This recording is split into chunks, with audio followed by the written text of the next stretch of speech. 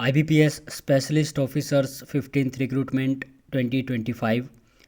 तो जैसा कि हम सभी जानते हैं कि हमेशा से IBPS अपना फाइनल रिज़ल्ट 1 अप्रैल को जारी करता आया है, लेकिन इस बार इन्होंने इतनी तत्परता दिखाई है कि एसओ का जो फाइनल रिज़ल्ट है वो 15 जनवरी को ही इन्होंने जारी कर दिया है।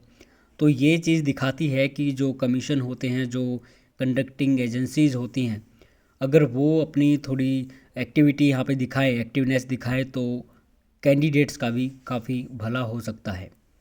खैर, आगे बढ़ते हैं और इस वीडियो में आज हम जानने वाले हैं कि कैटेगरी वाइज कितनी फाइनल वैकेंसीज थी, कितनी मैक्सिमम और मिनिमम कट ऑफ गई है, और रिजर्व लिस्ट कितने पे लगी है, और ये रिजर्व लिस्ट होती क्या है। आगे जानेंगे कि ज्वाइनिंग प्रोसेस है वो कैसे होगा और कब तक हो सकता है।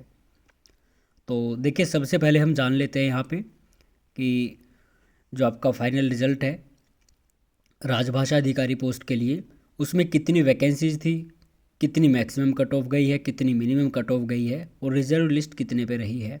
इसके बाद हम बात करेंगे ज्वाइनिंग प्रोसेस के बारे में। तो ये कैटेगरी वाइज हम ये डेटा देखने वाले हैं, और अब बढ़ते हैं हम आगे।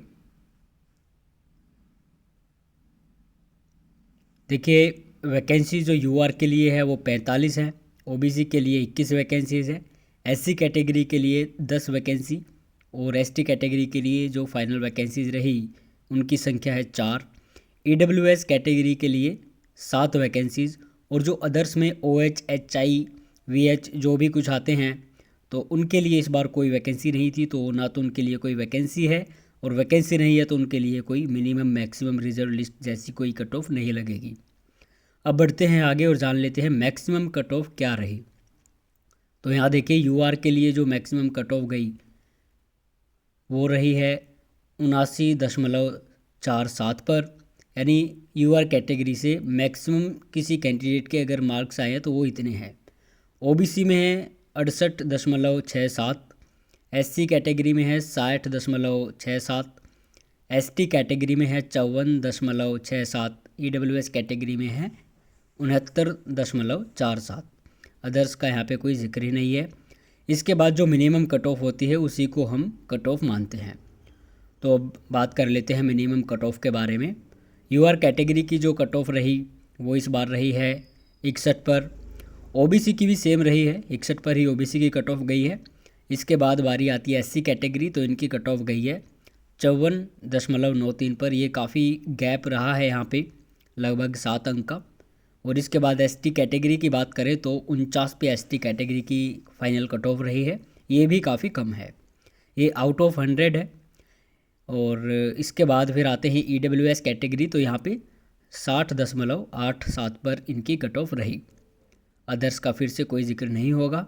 इसके बाद बारी आती है जी रिज़र्व लिस्ट की। रिज़र्व लिस्ट में देखिए, यूआर कैटेगरी के लिए जानेंगे, लेकिन उससे पहले हम आपको बता देते हैं रिज़र्व लिस्ट ये होता है कि इसमें 2-4 वैकेंसीज होती हैं हर कैटेगरी के लिए। तो उसका ये होता है, मान लो यूआर के लिए जैसे फाइनल वैकेंसीज 45 है, 45 में से 43 लोगों ने ज्वाइन किया है, तो इन 43 में से अब 2 बंदे बच गए 45 में से, 43 के बाद में।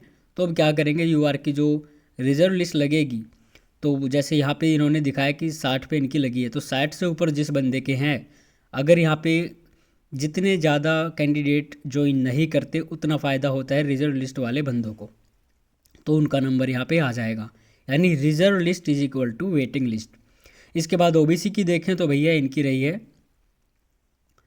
59 पे, तो 59.40 पे इनकी रही है।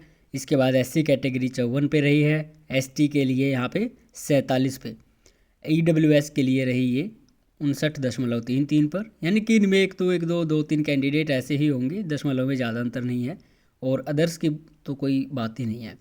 अब हम आगे जान लेते हैं कि आपका सिलेक्शन प्रोसेस कैसे होने वाला है।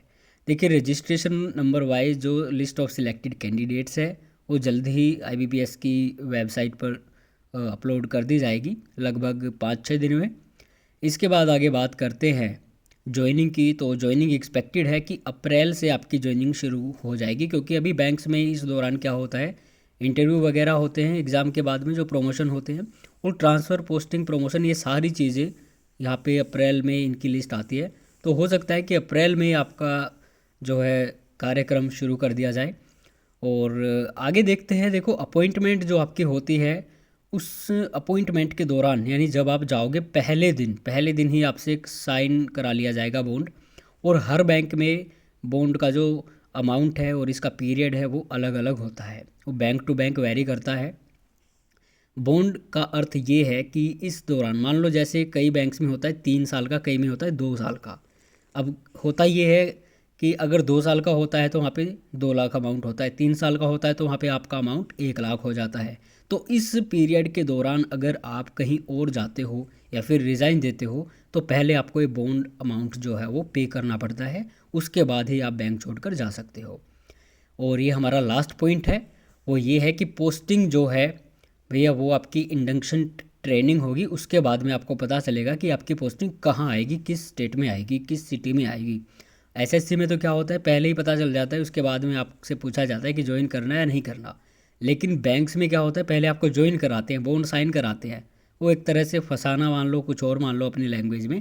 उसके बाद में आपको पोस्टिंग दी जाती है कि जाओ बेटा अब यहाँ जाओ, अगर नहीं जाना तो हमारे पैसे वापस करो।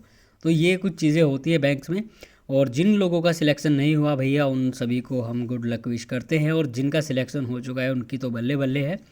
और खैर ये बातें वीडियो के शुरुआत में ही बोलनी चाहिए थी। कॉन्ग्रेचुलेशंस टू एवरीवन जिनका सिलेक्शन हुआ है। और जिनका सिलेक्शन नहीं हुआ है उनको हताश होने की कोई आवश्यकता नहीं है, क्योंकि अपॉर्चुनिटीज़ हमारी लाइफ में हमेशा आती रहती हैं। बस हमें जो चाहिए होता है कई बार वो हमें मिल नहीं पाता, कई बार उससे कम हमें मिल जाता है, तो संतोष हमें करना पड़ता है। खैर अब देखते हैं अगला स्टेप क्या होता है, कब आपके मार्क्स वगैरह यानी रजिस्ट्रेशन नंबर वाइज जो है लिस्ट आती है।